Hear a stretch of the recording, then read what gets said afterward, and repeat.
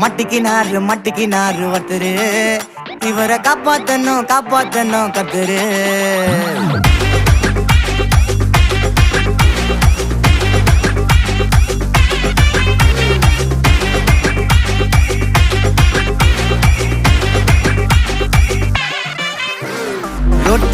ரொட்டு கடை குருமா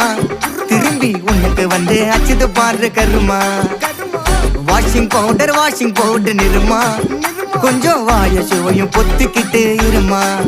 ஓ நிலைமையத்தான் நினைச்சு சிரிமா தக்காளி பிசிக்கி தொட்டு மொக்க வாங்கிட்டடா செவுத்த போய் நக்கு ஐபிஎல் கப்பு நான் வாங்கி தரேன் லாலிபப்பு சப்பு நீ சோத்தல தான் போடுறியா உப்பு